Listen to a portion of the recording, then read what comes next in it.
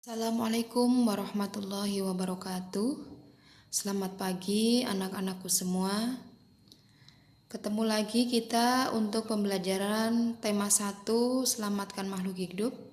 Kali ini kita belajar subtema 2 Hewan Sahabatku. Setelah kemarin kita belajar tumbuhan sahabatku. Oke, langsung saja.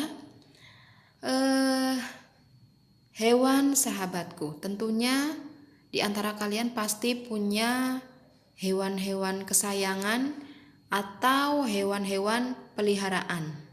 Nah, di antara hewan-hewan tersebut pasti ada yang menjadi sahabat atau teman bermain kalian. Entah itu kucing, kelinci, atau bahkan ikan, atau bahkan ada beberapa orang yang hobinya itu memelihara hewan yang mungkin agak sedikit berbahaya, misalnya ular atau hewan-hewan buas lainnya. Tentunya itu merupakan salah satu hobi yang setiap orang itu pasti berbeda-beda. Nah, di antara hewan itu, manakah yang merupakan hewan sahabat kalian? Nah, ada yang punya hewan peliharaan dan ada yang tidak ya. Tapi tidak apa-apa. Kali ini kita akan belajar tentang hewan. Nah, selain hewan peliharaan setiap orang, negara-negara di Asia Tenggara yang terbentuk dalam kerjasama ASEAN itu juga mempunyai hewan-hewan khas atau yang menjadi ciri khas negara tersebut. Kita ambil contoh untuk negara Indonesia, Filipina, Thailand, Brunei Darussalam, dan Malaysia. Untuk Indonesia sendiri mungkin banyak ya, banyak sekali hewan-hewan yang merupakan ciri khas dari negara Indonesia. Di antaranya ada badak bercula satu, kemudian ada orang hutan dari Sumatera, kemudian ada komodo dan lain sebagainya. Nah, kali ini Ibu ambil yang merupakan satu komoditas ekspor di Indonesia, yaitu ikan tuna. Di mana ikan tuna ini banyak sekali hidup di perairan Indonesia dan menjadi komoditas ekspor bagi negara Indonesia ke beberapa negara di dunia, ya, ikan tuna. Berikutnya dari Filipina, ini sejenis primata. Sejenis primata. Jadi primata kecil ya. Kalau di Indonesia ada beberapa, akan tetapi lebih banyak di Filipina. Dari Brunei Darussalam itu ada sejenis elang berdada putih, merupakan hewan nasional dari Brunei Darussalam. Kemudian dari Malaysia ada burung takur. Nah, burung takur ini juga ada banyak jenisnya. Dan dari Thailand ada gajah, terutama gajah putih yang menjadi ciri khas negara Thailand. Bahkan negara Thailand disebut negara gajah putih. Selain Thailand, beberapa negara yang menjadikan gajah sebagai ciri khasnya di antaranya ada Myanmar dan ada Kamboja juga untuk gajah. Ini adalah beberapa hewan khas di negara-negara di Asia Tenggara. Selain itu pasti masih banyak lagi karena negara ASEAN itu kan ada 10 ya.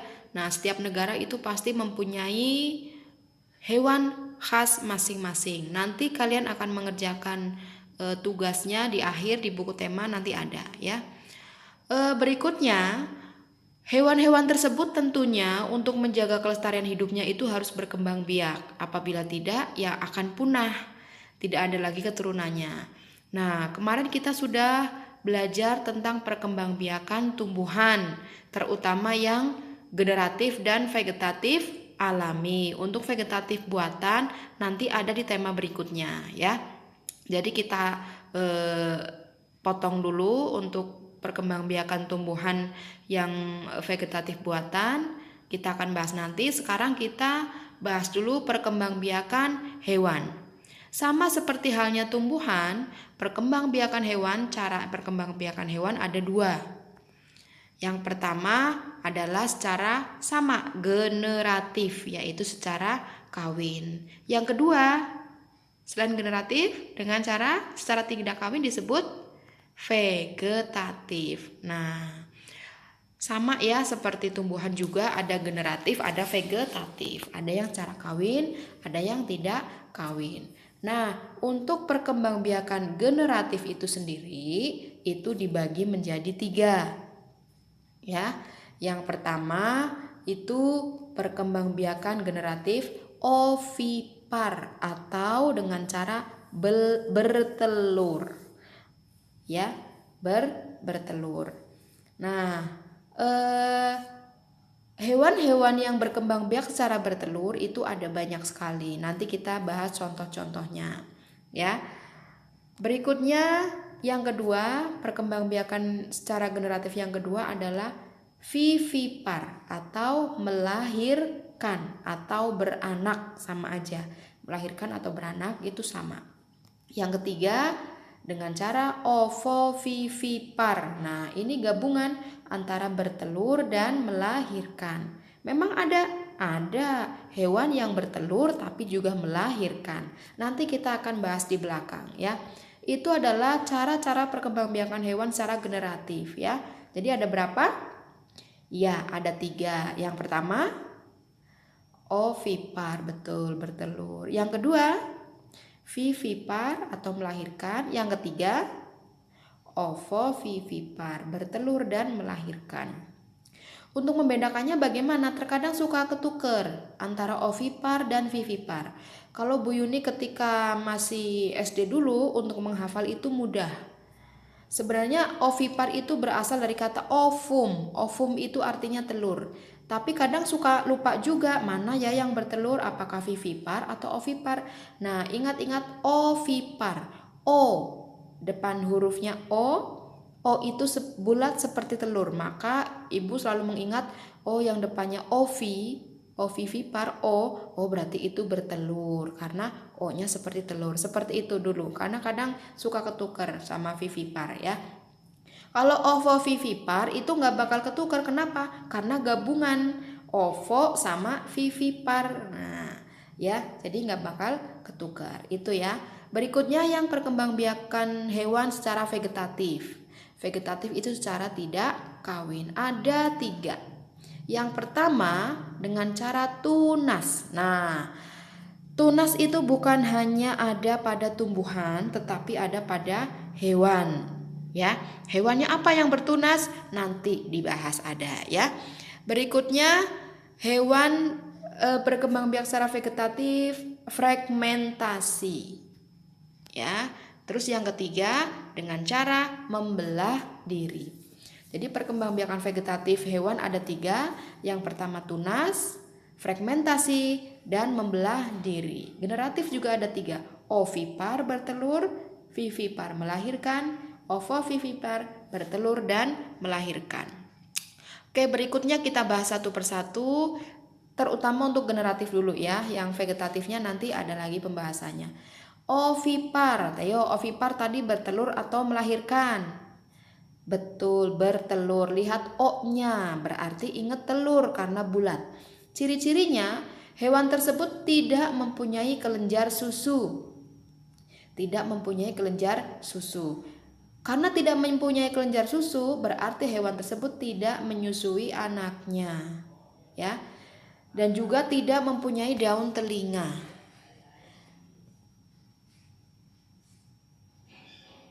Dan ini mohon maaf ini salah. Ini harusnya mengerami telurnya nih ya. Kata tidaknya itu dicoret ya. Yang ciri-ciri ovipar itu harusnya mengerami telurnya, bukan tidak mengerami ya. Mohon maaf, mengerami telurnya. Ciri yang keempat. Berikutnya ciri yang kelima, biasanya itu jenis unggas. Jenis unggas itu apa? Seperti ayam, bebek, burung, seperti itu. Kemudian ovipar itu ada 2, pembuahan internal di dalam tubuh induknya dan pembuahan eksternal di luar tubuh induknya. Itu ciri-ciri ovipar. Tadi ada kesalahan di yang poin keempat ya, harusnya mengerami telurnya gitu ya. Kata tidaknya dicoret. Ingat. Berikutnya yang contoh hewan ovipar. Apa saja hewan yang bertelur? Kalian pasti sudah tahu ada burung, kemudian ayam, ada penguin, ada bebek yang suka telur bebek ya. Kemudian ada ular. Nah, ular juga bertelur ya.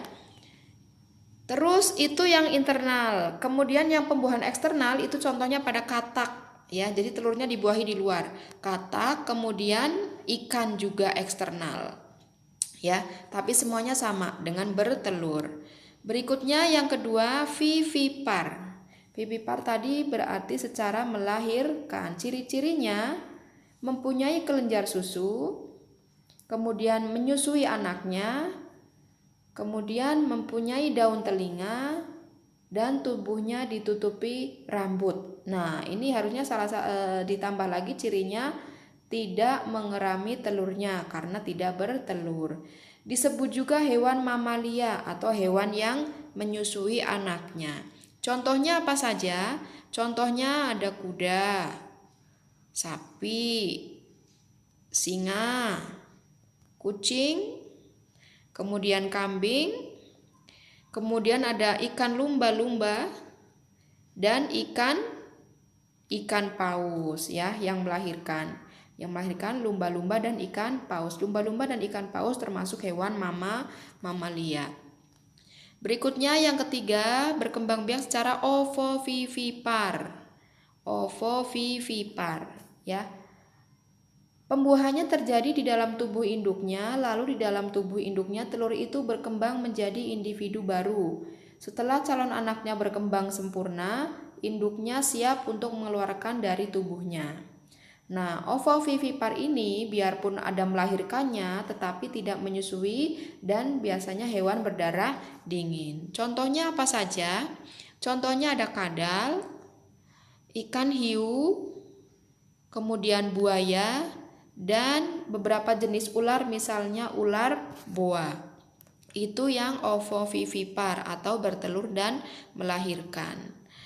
Nah, manfaat perkembangbiakan hewan itu apa? Yang ovipar dan vivipar tentunya berbeda karena cara perkembangbiakannya juga berbeda. Yang ovipar, embrio terlindungi oleh cangkang dari dingin dan panas serta benturan. Jadi ovipar itu kan bertelur ya. Nah, karena embrio itu berada di dalam telur, maka embrio itu akan terlindungi oleh cangkang yang menutupi embrio tersebut dari dingin dan panas. Jadi tidak kalau misalnya musim dingin tidak kedinginan dan musim panas tidak kepanasan, serta menghindari benturan karena terlindung oleh cangkang. Berikutnya, embrio mendapat stok cadangan makanan dan air. Ya, karena di dalamnya itu ada kuning telur biasanya yang mengandung cadangan makanan dan air. Kemudian manfaat berikutnya, telur dapat diletakkan di sarang sehingga terlindung dari predator atau pemangsa. Burung misalnya, ada sarang burung untuk mengerami telurnya. Kemudian penyu juga sama. Telur-telur penyu itu dikubur di dalam pasir untuk melindungi telur itu dari pemangsa atau predator.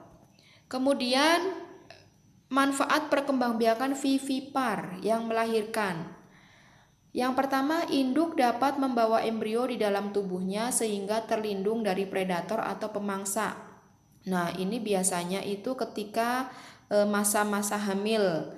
Ketika hewan tersebut sedang mengandung anaknya di dalam perut, itu secara otomatis embrionya itu terlindung dari predator atau pemangsa dari luar karena berada di dalam tubuh induknya. Kemudian embrio dapat cadangan makanan selama berada di dalam tubuh induknya. Jadi karena induknya terus makan, maka makanan itu juga disalurkan ke embrio atau anak dari hewan tersebut. Itu beberapa manfaat perkembangbiakan hewan terutama untuk ovipar dan vivipar. Tentunya selain manfaat paling utama dari perkembangbiakan hewan adalah untuk melestarikan jenis hewan tersebut agar tidak punah, ya. Itu manfaat utamanya. Hewan juga merupakan salah satu kebutuhan manusia. Dari hewan, manusia bisa memperoleh sumber makanan, diambil tenaganya, bahkan sampai kotoran hewan juga mempunyai manfaat. Nah, jadi dapat disimpulkan bahwa hewan sangat membantu manusia secara ekonomi. Nah, sekarang kalian silahkan baca halaman 67 sampai 70 di buku tema tentang kehidupan ekonomi negara-negara ASEAN. Di situ kalian akan mendapatkan beberapa informasi tentang kehidupan ekonomi di negara-negara ASEAN. Misalnya Indonesia, perekonomiannya itu didapat dari mana saja, sektor apa saja, apakah pertanian saja atau ada industri atau pertambangan. Nah, terus kemudian di Indonesia itu yang maju itu bidang apanya, apakah pertaniannya atau perindustriannya atau pertambangannya, dan hasil pertaniannya itu apa, hasil tambangnya itu apa. Nanti silakan dibaca di halaman 67 sampai 70. Ya, semua negara ada di situ. Kalian nanti bisa membedakan mana negara ASEAN yang maju dan mana negara ASEAN yang masih berkembang. Ya. Berikutnya nanti kalian silahkan membuat perbandingan dua negara ASEAN seperti ini. Ini contoh. Nah, karena ini contoh maka kalian nanti membuatnya untuk halaman 71 dikerjakan setelah membaca. Kemudian silakan kalian pilih negara selain Malaysia dan Myanmar, ya. Contohnya negara Malaysia perindustrian, gas bumi, kayu, tekstil, karet, sepatu, dan bahan kimia. Itu adalah hasil ekonomi negara ASEAN. Negara Malaysia, maaf. Untuk berikutnya Myanmar. Myanmar itu hasil ekonomi didapat dari perkebunan dan pertanian serta pertambangan. Nah, ini yang perlu kalian tahu. Ada di situ ada 3 lingkaran kan ya. Jadi lingkaran yang paling tengah adalah persamaannya, kemudian yang di luar adalah perbedaannya. Misalnya Malaysia itu ekonominya didapat dari pertanian dan pertambangan. Kemudian perindustrian juga. Myanmar didapat dari pertambangan, pertanian, dan perkebunan. Sementara dari kedua negara ini yang sama adalah bidang pertanian dan pertambangan. Seperti itu ya. Perbedaannya Myanmar perkebunannya kemudian produk yang paling diunggulkan adalah padi. Sementara Malaysia itu unggulannya ada gas bumi, kayu, tekstil, karet, sepatu, dan bahan kimia. Seperti itu ya. Pokoknya yang di tengah itu adalah persamaan kedua negara tersebut. Yang di luar itu perbedaannya. Ya, ini namanya diagram Venn. Kalian silakan pilih selain Malaysia dan Myanmar. Berikutnya tugas hari ini mengerjakan halaman 63, 64, 66, 71, 75, 76, 77. Kelihatannya banyak, tapi sebenarnya itu kan sedikit-sedikit ya mengisinya. Jadi sebenarnya nggak terlalu banyak. Itu halamannya aja yang kelihatannya banyak. Terus halaman 89. Nah, ini khusus tugas halaman 89 nanti dikirim foto, maksimal Ibu kasih waktu sampai hari Rabu tanggal 27 Juli 2020. Khusus yang halaman 89. Silahkan kalian buat peta konsep tentang perkembangbiakan hewan. Misalnya ke atas itu caranya ada berapa? 1, 2, 3. Ciri-cirinya ovipar yang bagaimana, vivipar bagaimana. Kemudian contohnya bahwa ovipar contohnya apa, vivipar apa, seperti itu. Kemudian penjelasannya, ovipar itu adalah perkembangbiakan secara apa, vivipar secara apa, seperti itu ya. Dikumpulkan maksimal hari Rabu. Jadi Ibu kasih waktu sampai 3 hari untuk halaman 89 saja. Oke, itu aja untuk pembelajaran tema hari ini. Mudah-mudahan bisa dimengerti. Silakan kalian kerjakan tugas-tugasnya dan dikirim sebelum pukul 13. Tetap semangat. Assalamualaikum warahmatullahi wabarakatuh.